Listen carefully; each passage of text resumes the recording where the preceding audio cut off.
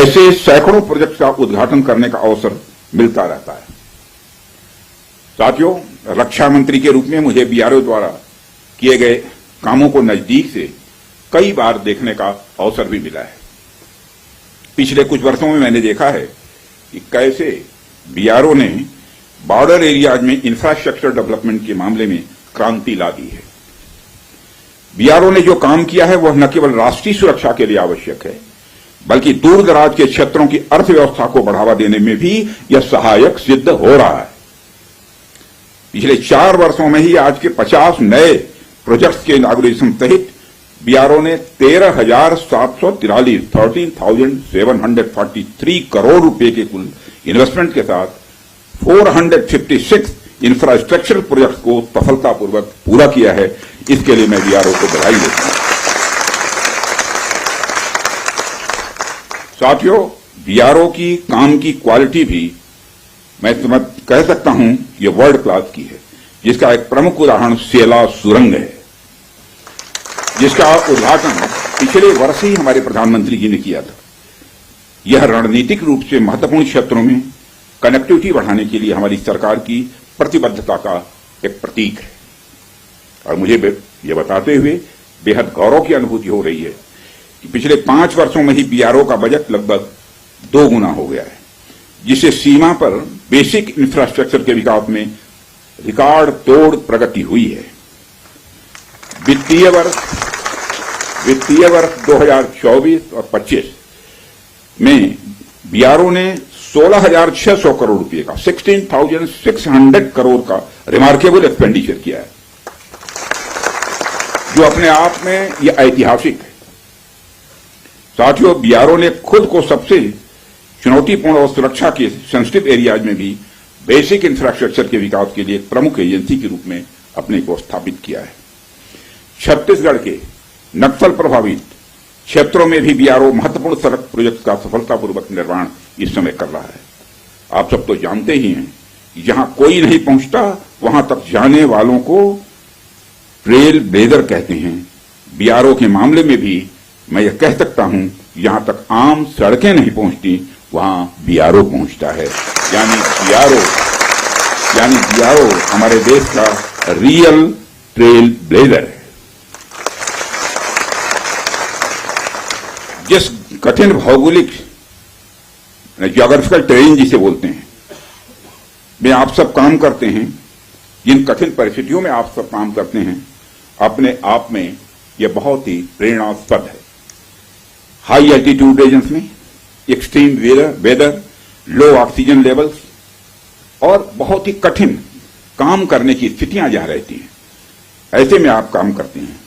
लद्दाख की ऊंची बर्फीली ऊंचाइयों पर से लेकर अरुणाचल प्रदेश के बीहड़ भूभागों तक बीआरओ के जवान लास्ट माइल तक कनेक्टिविटी सुनिश्चित करने के लिए काम करते हैं। और हमारे अरुणाचल प्रदेश के यहां पर हमारे केंद्र में जो मंत्री हैं श्री किरण रिजिजू जी, वो जानते हैं। जब मैं इनसे पूछता था कि आप लोग कन्वेंसिंग कैसे करते हैं चुनाव के दौरान में, तो जब उसकी चर्चा करते हैं तो सचमुच हम लोग तो इधर रहने वाले लोग कल्पना भी नहीं करते। कई बार इन्हें सब जीरो टेम्परेचर, लैंड स्लाइड और अवलांच का भी सामना करना पड़ता है। इन सारी विपरीत परिस्थितियों के बावजूद बीआरओ हमारे राष्ट्र के सीमावर्ती क्षेत्रों में बुनियादी ढांचों को मजबूत करने के लिए पूरी तरह से प्रतिबद्ध है। और यह वास्तव में आपका मोटो, ध्येय वाक्य जो है, कनेक्टिंग प्लेसेस कनेक्टिंग पीपुल, यानी स्थान को जोड़ने का मतलब होता है लोगों को आपस में जोड़ना। साथियों, मैं यहां दोहराने की जरूरत नहीं समझता हूं कि बीआरओ का सबसे बड़ा रोल उसका रणनीतिक रोल है, स्ट्रेटेजिक रोल है। आज की जो परिस्थितियां हैं उसको ध्यान में रखते हुए तो यह रोल और भी महत्वपूर्ण हो जाता है। ऐसे में आपको यानी बीआरओ को हमेशा अपनी पूरी तैयारी रखनी होगी। आने वाले किसी भी इवेंट के लिए हमें तैयार रहना होगा और हमें यह सुनिश्चित करना होगा कि हमारी तैयारियां युद्ध स्तर की हों। और इसे मैं कुछ उदाहरणों के साथ आपको बताना चाहूंगा। जैसे आप मान लीजिए कि आपके पास बेहद तेज गति से चलने वाला कोई व्हीकल है, कोई गाड़ी है, लेकिन उसकी स्पीड के हिसाब से कोई सड़क आपके पास नहीं है। ऐसे में फिर उस गाड़ी का कोई मतलब नहीं रह जाता है। हमारे पास कितने भी बड़े टैंक्स या आर्मर्ड व्हीकल क्यों न हो, लेकिन यदि सही समय पर सही स्थान तक वह नहीं पहुंच पा रहे हैं तो उनका कोई महत्व नहीं है। यदि हम नए नए फाइटर प्लेन्स अपने बेड़े में शामिल करें, लेकिन हमारे पास एयरबेस की अच्छी फैसिलिटी न हो, तो उनका कोई महत्व नहीं रह जाता है। हमें जब भी मॉडर्नाइजेशन की बात हम करते हैं, हम जब भी डेवलपमेंट एक्टिविटीज पर ध्यान देते हैं, तो हम एक सर्टेन एजम्पशंस के साथ ऐसा करते हैं। हमारे कुछ डिफाइंड पर्पसेस होते हैं जिनको ध्यान में रखकर हम कोई भी डेवलपमेंट एक्टिविटी करते हैं। जैसे यदि हमारा कोई फाइटर प्लेन अपने बेस के अलावा किसी सड़क पर उतरता है, तो उसके सड़क पर उतरने मात्र से ही उसकी क्षमता कई गुना बढ़ जाती है, क्योंकि अब उसके पास बेस के साथ साथ सड़क के रूप में भी एक विकल्प मौजूद है। ऐसे में उस फाइटर प्लेन को अपनी हर छोटी मोटी जरूरत के लिए बेस पर वापस नहीं जाना पड़ेगा। इसलिए हम हमारी आर्म फोर्सेस की हर जरूरत के लिए न्यू जनरेशन इंफ्रास्ट्रक्चर बिल्ड करें। यह समय की आवश्यकता है, यह समय की मांग है। मुझे पूरा विश्वास है कि बीआरओ इस आवश्यकता के अनुरूप पूरी तरह से तैयार है। साथियों, एक रक्षा मंत्री के रूप में और इसके पहले एक गृह मंत्री के रूप में मुझे बीआरओ द्वारा निर्मित सड़कों पर यात्रा करने का कई बार सुखद अनुभव भी मिला है। उन अनुभवों के आधार पर मैं यह कह सकता हूं कि जिस हाई क्वालिटी की सड़क आप लोग बनाते हैं वह अद्भुत है। वह सड़कें इतनी सुंदर होती हैं कि उस पर चलते हुए आदमी कई बार अपनी मंजिल तक भूल जाए।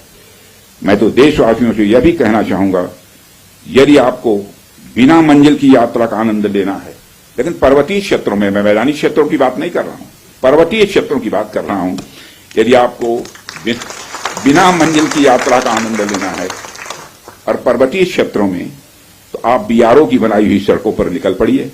आपको जो आनंद आएगा उसे आप कभी भूल नहीं पाएंगे। और मैं यह सिर्फ कहने के लिए नहीं कह रहा हूं, बल्कि बहुत सोच समझकर यह बात मैं कह रहा हूं।